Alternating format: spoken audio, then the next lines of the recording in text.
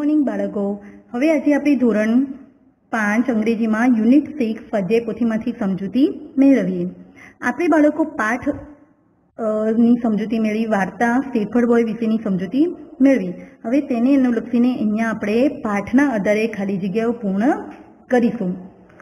સૌથી પહેલા છે અ સ્ટેફર્ડ બોય ખાલી જગ્યા to the jungle went to the jungle. The people of the village came there. ગામના લોકો ત્યાં આવ્યા. ધ ખાલી જગ્યા went back to their work. Villagers but the ખાલી જગ્યા cried woof woof. Shepherd boy.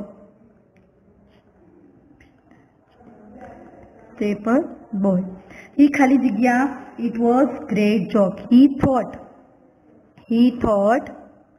it was great joke. But the villagers did not come.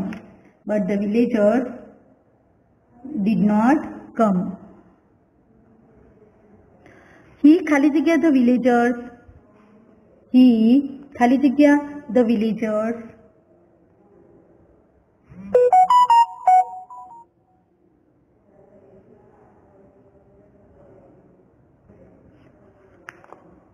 He requested requested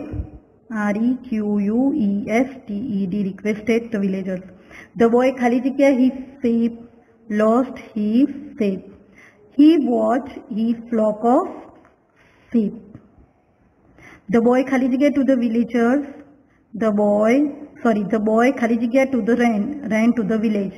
He was ખાલી જગ્યા in the afternoon bored in the એટલે કે કંટાળે bored in the afternoon. Some ખાલી જગ્યા really came. Some was એટલે કે ખરેખર વરુ આવ્યા. The people in the village ખાલી જગ્યા his shouts heard અવાજ સાંભળ્યો. The shepherd boy laughed હસ્યો. હવે બાળકો જુઓ, આઈએનજી વિશે તો તમે સમજૂતી મેળવી જ છે કે બોલતી વેળાએ જે ક્રિયા ચાલુ છે અથવા જે ક્રિયા થઈ રહી છે તે દર્શાવવા માટે ચાલુ વર્તમાનકાળની વાક્ય રચના તમે શીખી ગયા છો. હવે ચાલુ વર્તમાનકાળની વાક્ય રચના તમે શીખી ગયા છો એ જ પ્રમાણે હવે આપણે ભૂતકાળ વિશે સમજૂતી મેળવવાની છે કે ભૂતકાળમાં જે ક્રિયા થઈ ગઈ છે તે વાક્યને તમે કઈ રીતે બનાવશો. હવે જો બાળકો, જે ક્રિયા ભૂતકાળમાં થઈ ગઈ છે તે દર્શાવવા માટે આપણે સાદા ભૂતકાળની વાક્ય રચના વિશેની સમજૂતી મેળવીશું. હવે કઈ રીતે? તો જુઓ, જ્યારે પણ જે ક્રિયા થઈ ગઈ છે તેને ભૂતકાળમાં બનાવવા માટે આપણે પાછળ શબ્દના અંતે એટલે કે જે ક્રિયા છે ને તેના અંતે ઈડી મૂકીશું. જેવી રીતે આપણે ચાલુ ક્રિયા બતાવવા માટે આઈએનજી મૂકતા હતા ને, રનિંગ, સ્કીપિંગ, પ્લેઇંગ, એ જ પ્રમાણે અહીંયા સાદા ભૂતકાળની ક્રિયા બતાવવા માટે આપણે અહીંયા પાછળ ઈડી મૂકીશું. ત્યારે આ વાક્ય કેવું થશે? ભૂતકાળ થશે. જેવી રીતે કે પીક એટલે ચૂંટવું, તો પીક્ડ પાછળ ઈડી મૂક્યું એટલે કે ચૂંટ્યું, તોડ્યું. સમજણ પડી? એ પ્રમાણે થશે. જો જેવી રીતે કે આપણે એક્ઝામ્પલ તરીકે Ram is playing chess. Ram chess રમી રહ્યો છે. આ ચાલુ વર્તમાનકાળ છે. પણ એને ભૂતકાળમાં બતાવવા માટે રામ પ્લેડ પાછળ શું મૂક્યું? આપણે શબ્દના અંતે ઈડી મૂક્યું. આઈએનજી મૂકતા હતા ને તો ચાલુ વર્તમાનકાળ થતું હતું. હવે ઈડી મૂકીશું ત્યારે શું થશે? સાદો ભૂતકાળ. Ram played chess. Ram chess રમ્યો. આ કયું વાક્ય થયું? સાદો ભૂતકાળનું વાક્ય થયું. The girls are cleaning the room. છોકરીઓ ઓરડો સાફ કરી રહી છે. હવે એ જ પ્રમાણે આપણે આ વાક્યને ભૂતકાળમાં બતાવવાનું છે.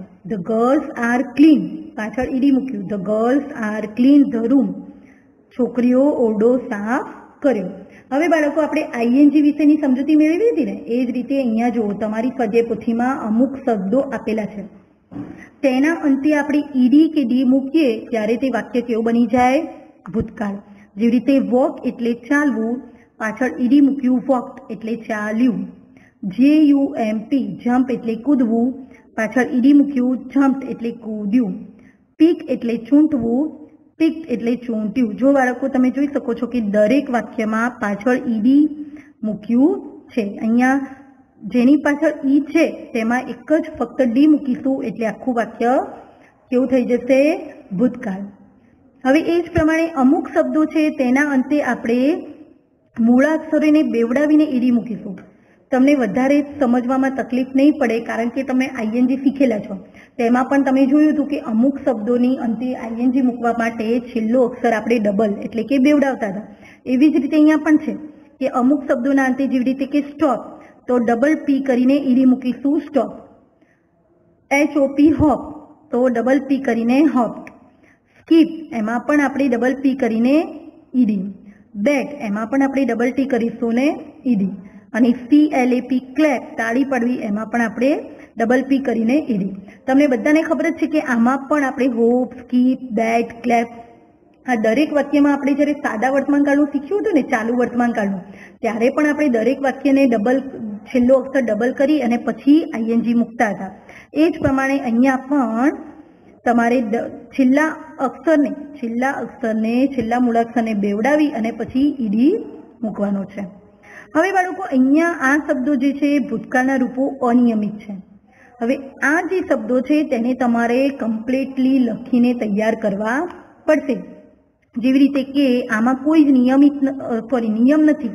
આ બધા જ અનિયમિત છે કે જે રીતે ગો એટલે જવું તો વેન્ટ એટલે ગયા, કમ એટલે આવવું, કેમ એટલે આવ્યા, ટેક એટલે લેવું, ટૂક એટલે લીધું, ગીવ એટલે આપવું, ગેવ એટલે આપ્યું, સીટ એટલે બેસવું, સેટ એટલે બેઠું, સ્ટેન્ડ એટલે ઊભા રહેવું, સ્ટૂડ એટલે ઊભા રહ્યું. આ પ્રમાણે આ દરેકે દરેક જે શબ્દો છે અહીંયા જુઓ તમે આ બધા જ તમારી સ્વાધ્યાયપોથીમાં આપેલા છે તે તમારે તમારી જાતે જ લખી અને તૈયાર કરવા જ પડશે કારણ કે આ અનિયમિત છે. આમાં કોઈ જ નિયમ નથી એટલે તમારે પરફેક્ટલી એનો સ્પેલિંગ કયો થાય છે તે તમારે તૈયાર જ કરવો પડશે. એના પછી અહીંયા તમારી સ્વાધ્યાયપોથીમાં આપેલા છે આપેલા શબ્દોના ભૂતકાળના રૂપો લખો.